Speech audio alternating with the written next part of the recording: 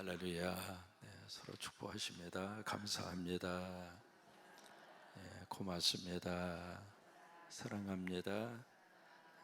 행복합니다. 오늘이 무슨 날이죠? 네, 한글날입니다. 한글을 누가 만들었죠? 세종대왕 혼자서 만든 건 아니죠. 집현전 학자들이 모여서. 그러나 모든 책임의 중심에 세종대왕이 딱 있었으니까 세종대왕님이 만드셨습니다. 그렇게 대답을 해요. 언제 만들었나요? 1443년입니다. 그리고 한글이 어떻게 돼서 만들어졌죠? 원리라든지 모든 한글을 만들어가는 그 과정을 훈민정읍이라고 하는 곳에다가 실어서 우리에게 기록으로 남겨주었습니다. 여러분, 전 세계에 문자가, 언어가 몇 개나 될까요? 몰라도 괜찮아요. 상식적으로 한 7,000개 정도 됩니다. 그렇게 많은 언어, 문자들이 있습니다만은 그 가운데 이 문자를 누가 만들었는가, 언제 만들었는가, 어떻게 만들었는가, 그것을 정확하게 알고 기념하는 나라는 대한민국밖에 없습니다. 이게요, 대한민국은 보통 나라가 아닙니다. 대단한 사람들이 살고 있는 나라이거든요. 한글도 마찬가지입니다. 이 한글의 우수성을 전 세계 사람들이 우리 스스로가 인정하고 끝나는 것이 아니라 전 세계 사람들이 한글의 우수성을 인정합니다. 1989년입니다. 89년에 유엔 산하의 유네스코라고 하는 기관이 있거든요. 그 기관에서 상을 하나 제정을 합니다. 그 상의 이름이 세종대왕상입니다. 아셨어요, 여러분? 그 세종대왕상을 만들어서 세계적으로 문맹률을 낮추는 그 일에 혁혁한 공을 세운 개인이나 단체에게 세종대왕상을 줍니다. 놀랍죠? 이럴 때는 와 하세요. 이 한글의 우수성을 그 에릭 수믹이라고 하는 구글의 회장이 있습니다. 구글이라고 하는 인터넷 아시잖아요. 그분이 그렇게 이야기해요. 한국이 IT 강국, 디지털 그 세계의 리더자가 될 수, 리더의 위치를 차지할 수 있었던 이유는 바로 한글 때문이다. 이 한글이 이 컴퓨터 자판을 가지고 표현할 수 있는데 최적화되어져 있습니다. 이 한글 이 자체가요. 이 자음과 모음 24자를 가지고 무려 이 소리와 글을 표현할 수 있는 것이 11,000가지가 넘습니다. 별로 놀랍지도 않으니 워낙 우수하니까. 여러분, 이렇게 만들어진 이 한글이 만들어지자마자 전체 조선의 백성과 국민들 속에 호응을 얻었는가? 아니에요. 이게 450년 동안 한글이 사장되어져 있었습니다. 그 당시에 지도층들, 특별히 양반들은요, 사대주의 사상이 꽉 쪼들어 있었어요. 그래서 한문을 써야지 무슨 한글을 쓰냐고. 참 묘해요. 그래서 이 한글을 얼마나 천대를 했느냐면 여성들이 쓴다고 해서 암클이라고 그랬습니다. 여자들만 쓰는 글자라고 그래가지고, 그래서 굉장히 천대를 했어요. 450년 동안 이 한글이 빛을 내지를 못했습니다. 근데 누가 이 한글을 전 세계적인 이런 문자로, 그런 언어로 이렇게 세계로 확산되게 만들었는가? 기독교입니다.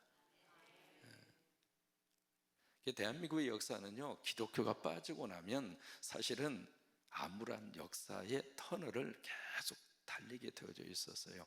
이 땅에 복음이 들어오고, 이 땅에 교회가 세워지고, 이 땅에 기독교가 들어와서 우리 한국 사람들이 눈이 열리게 된 거고, 귀가 열리게 된 거고, 입이 열리게 된 거예요. 그래서 우리는 더 예수 잘 믿어야 합니다. 어느 정도 이 한글에 대한 이 기독교가 힘을 실어주고, 이 기독교, 그러니까 만든 사람은 세종대왕이지만 기독교를 보급한 것은 기독교예요. 이 한글을 보급한 것은 기독교예요. 1876년에 스코틀랜드 출신의 선교사였던 존 로스라고 하는 사람이 만주에서 이 조선에서 간 상인과 만나서 거기에서 한글을 배웁니다. 참 신기한 하나님의 역사거든요. 한글을 배워서 그 존 로스 선교사님이 만주에서 한글로 성경을 번역합니다. 그리고 1876년에 이 한글이 번역 작업이 시작이 돼서 그 다음에 6년 만에 1882년에 그 한글 성경이 조선으로 들어옵니다. 이 땅에 선교사가 없는 시절에 정식으로 복음이 이 땅에 들어오기 전에 한글 성경이 먼저 이 땅으로 들어옵니다. 그리고 3년 뒤에 1885년에 아펜셀러와 그리고 언더우드, 이분들이 제물포를 통해서 한국으로 들어오잖아요. 그때로 우리가 선교의 원년으로 그렇게 계산을 합니다만은, 근데 그분들이 들어올 때 두 가지를 가지고 들어옵니다. 첫째로 한글을 배워 가지고 옵니다. 두 번째, 한글 성경을 가지고 옵니다. 그렇게 해서 이제 이 한글이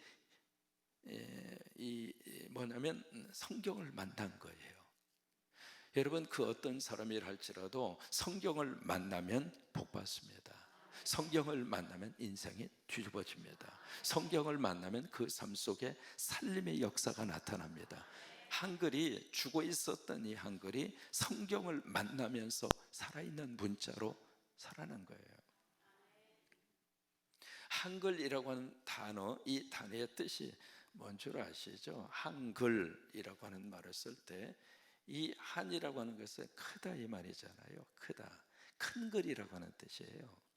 이 한글이라고 하는 말을 누가 붙였는가? 1910년도에 주시경 선생이 붙였습니다. 그 전에는 한글이라고 안 했어요. 이 한글이라고 하는 말도 기독교인이었던 주시경 선생이 붙여준 거예요. 한글도. 우리가 지금 10월 9일 빨간 날이어서 참 좋잖아요. 쉬니까. 이 한글날도 누가 시작을 했는가? 기독교인 주시경 선생이 한글날을 시작을 한 겁니다. 참 신기한 그런 역사입니다. 지금은 이 한글이 전 세계적으로 쫙 보급화가 돼서, 지난번 스리랑카에서 오신 분 한국말 잘하잖아요. 9년 동안 한국에 있었는데 그렇게 한국말을 잘해요. 그만큼 한글이라고 하는 게 배우기가 쉽다고 하는 거예요. 논리적으로 되어져 있고요, 체계적으로 되어져 있고 과학적으로 되어져 있는 거예요. 아무튼 이 한글이 성경을 만나서 큰 복을 받은 것처럼, 여러분도 성경을 만나셔서 지금도 복을 받으시지만은 앞으로도 큰 복 받으시기를 주의 이름으로 축원합니다. 오늘 성경에 두 가지 우리 삶의 여건 속에 만나는 어떤 삶의 현실을 우리에게 제시합니다. 그 속에서 우리가 어떤 영적 태도를 보일 것인가, 그걸 말씀해 주시는 것이 오늘 본문이거든요. 여러분, 살다가 보면 이런 일도 만나고 저런 일도 만나고, 그래야 안 그래요?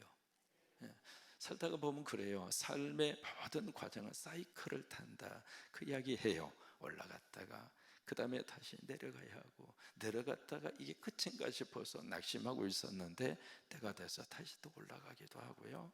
올라가서 참 기쁘고 행복했는데 그 자리에 계속 있었으면 좋겠는데, 가브리엘 계속 있을 수 있어요? 상황과 여건에 따라서 다시 내려막길을 내려가야 하고, 그게 인생이더라 이 말이에요. 그런 삶의 상황과 그런 삶의 여건을 만났을 때 우리 믿음의 사람은 어떤 영적 반응을 보일 것인가? 믿음이 없는 사람이야 롤러코스터를 타는 인생의 사이클 속에서, 그 속에서 괴로우면 술 먹고, 아니면 마약으로, 아니면 다른 것으로, 그리고 어떤 삶이 쫙 풀리면 온 세상이 다 내 거인 것처럼 그렇게 기고만장하게 살고, 그렇게 이제 반응을 보입니다만은, 믿음의 사람은 그 삶의 상황과 여건 속에서 어떤 영적 반응을 보일 것인가, 그거예요. 여기에 두 가지 질문이 나옵니다. 너희 가운데 뭐 당하는 사람, 고난 당한 사람이 있느냐? 질문하는 거예요. 그 다음에 너희 가운데 어떤 사람이 있느냐? 즐거워하는 자가 있느냐? 그 이야기는 이제 기쁨이죠. 여기 고난은 다로 말하면 어떤 문제라고 우리가 볼 수가 있겠죠. 너희 가운데 어떤 문제 속에 있는 사람이 있느냐, 그 질문이에요. 또 하나, 너희 가운데 이 기쁨 가운데 있는 사람이 있느냐, 행복한 가운데 있는가, 그거예요. 근데 이 고난과 기쁨의 문제가 다른 사람의 문제가 아니라 너희 가운데입니다. 너희는 누구예요? 지금 예수 믿는 성도들이거든요. 여러분, 예수를 믿는데 왜 고난이 찾아올까? 여러분, 고난이 있어요, 없어요? 없을 수가 없어요. 그러니까 신앙생활을 하더라도 이 고난은 피할 수가 없다, 그거예요. 또 하나, 신앙생활 하다가 보면 행복한 순간이 있어요, 없어요? 있어요. 즐거울 때가 있다, 이 말이에요. 이게 어떤 의미에서 이 고난의 순간은 삶의 어떤 그 음지라고 볼 수가 있겠죠. 근데 음지만 있는 게 아니에요. 삶의 양지가 있어요.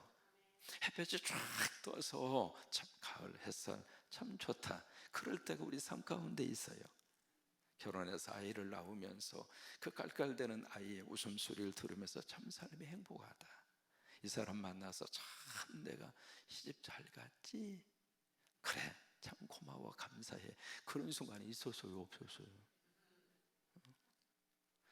근데 그런 순간이 있었는데 어느 날 갑자기 속삭이는 거 딱 보면서 세상에 내가 그때 왜 이렇게 판단 잘못했는가, 내 인생에 실수한 인간 만나서 시집간 거야, 그 생각할 때가 또 있었어요, 없었어요? 대답을 하지 마세요.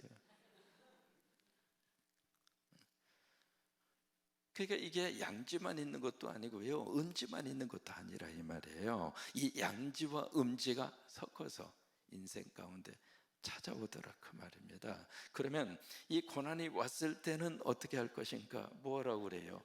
기도하라는 거예요. 그 다음에 이 기쁘고 즐겁고 행복할 때는 뭐하라고 하는 거예요? 찬송하라는 거예요. 이해가 쉽게 딱 오잖아요.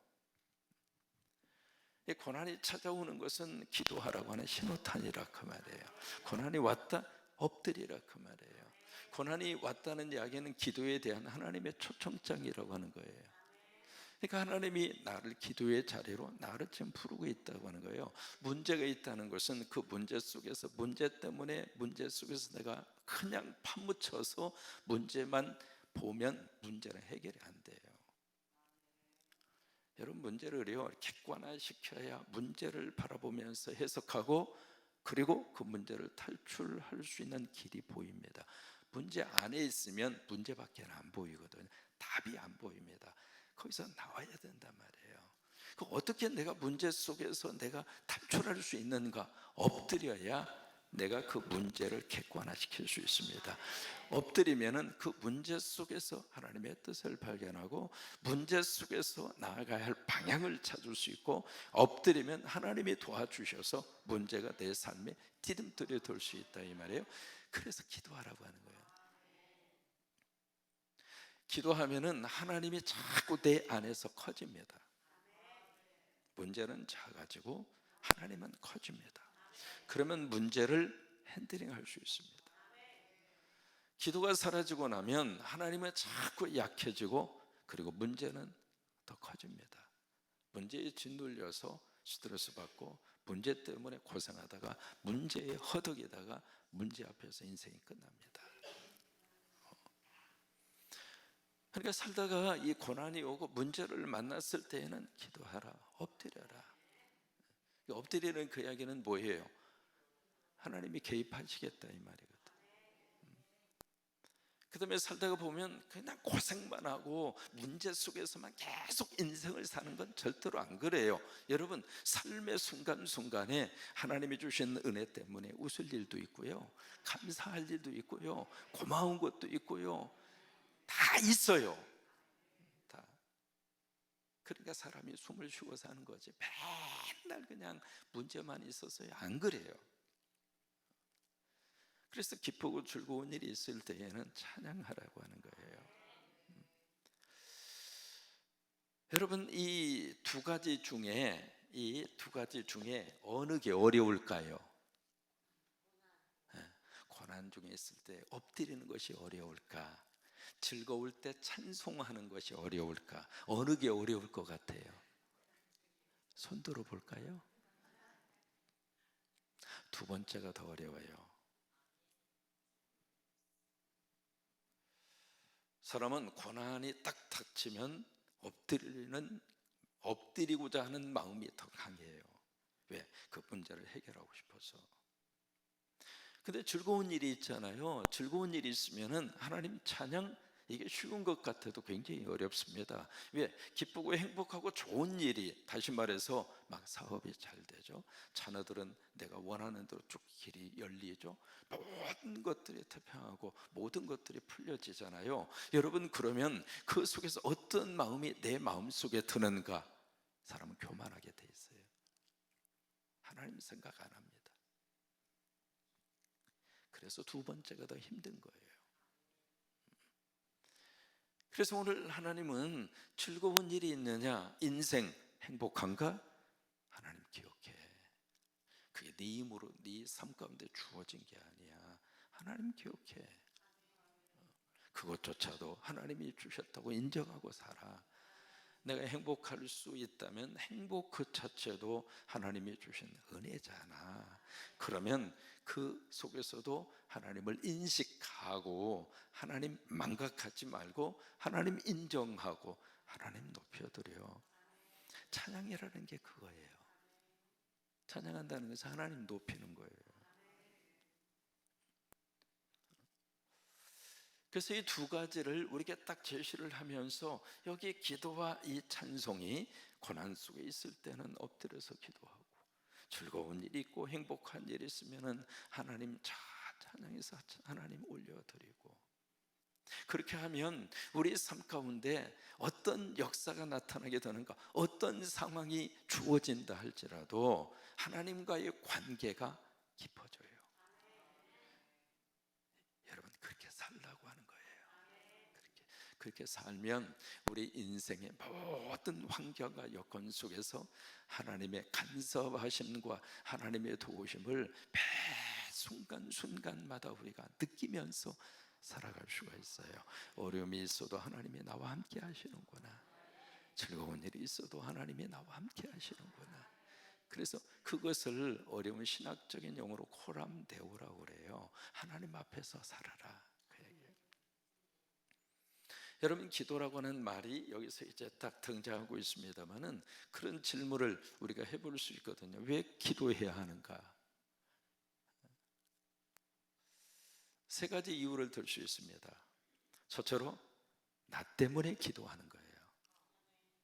왜? 나라고 하는 존재는 연약하니까, 도움받아야 사는 인생이니까. 제가 이제 수원의 그 교도소에 교도소 사역을 서울에서 목회하면서 1년 정도 했습니다. 거기에 이제 장기수, 무기수, 사형수를 대상으로 해서 사역을 했습니다. 지금도 기억합니다. 20대 초반에 아주 잘생긴, 왜 그렇게 잘생겼는지 남자가 보기에도. 근데 그 친구가 거기에 무기수로 들어와 있는 거예요. 어떻게 된 사연이냐 그랬더니 이 친구가 군대 갔다가 사귀고 있는 여자가 고무신을 거꾸로 신은 거예요. 여러분, 부탁합니다. 고무신 제대로 신으세요. 그래서 다방에서 만났는데 그 이야기를 듣고 순간적으로 주방에 가서 칼을 가지고 와서 그 여성을 잔인하게 살해를 한 거예요. 근데 그 다음 말이 더 충격입니다. 왜 그랬는지 모르겠다고. 사람은 참 그래요. 그 한순간 내가 왜 그랬는지 모르겠다고 했던 행동이 그의 인생 전체를 망가뜨리는 거예요.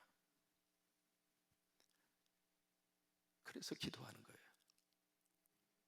왜? 내가 나를 모르고 사니까, 연약하니까, 도움을 받아야 사니까. 우리가 이 새벽의 제단을 끈질기게 지키고 달려가고 붙들고 싶은 것도 오늘 하루 하나님의 복 받아야 사니까, 하나님의 도움 받아야 사니까. 그래서 우리가 그걸 인정하고 이 새벽의 제단을 끈질기게 달려가고 싶은 거예요. 두 번째, 왜 우리가 기도가 필요한가? 세상이 요동치니까 그래요.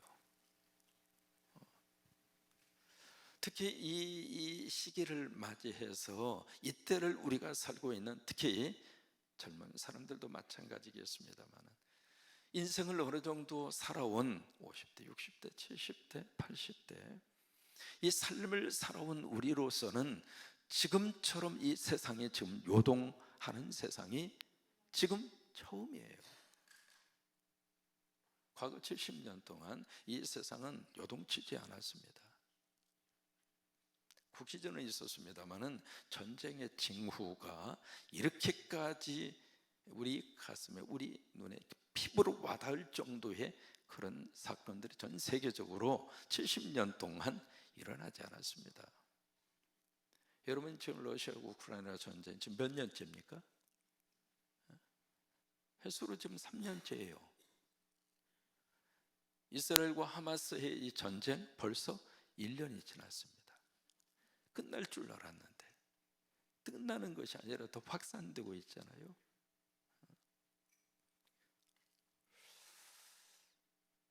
그 전쟁과 더불어서 우리 마태 24장에서 만나는 그 사건과 일들이 지금 계속해서 들려오고 있고 일어나고 있고 초초의 기근이 일어날 것이며, 또 하나 자연재해, 미국 같은 경우에는 지금요 헬렌이라고 하는 엄청난 이 토네이도가 와서 플로리다 지역을 쑥대밭을 만들어 버렸는데, 이게 미처 정신도 못 차리는 순간에 또다시 밀턴이라고 하는 그보다 더 센 녀석의 엄청난 지금 그 태풍이 지금 그쪽 지역으로 좀 몰려오고 있잖아요.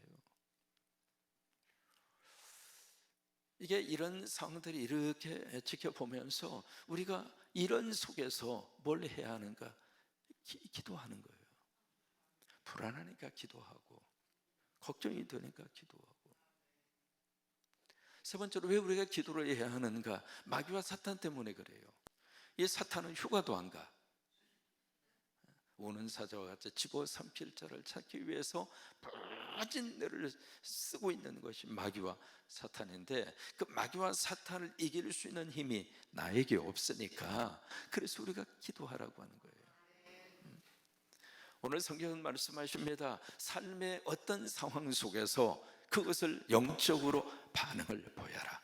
어려움이 있을 때는 엎드려서 기도하고, 즐거운 일이 있으면 하나님 찬양하고, 한글날 어쩌다 빨리 간 날 여러분 잘 쉬시기를 바라고, 그래서 이 한글이 기독교를 만나서 성경을 만나서 복받은 것처럼 여러분도 오늘 말씀을 딱 만나서 말씀 가지고 복받으시기를 바라고, 그 은혜가 넘치기를 주의 이름으로 축원합니다. 같이 우리 찬송하겠습니다.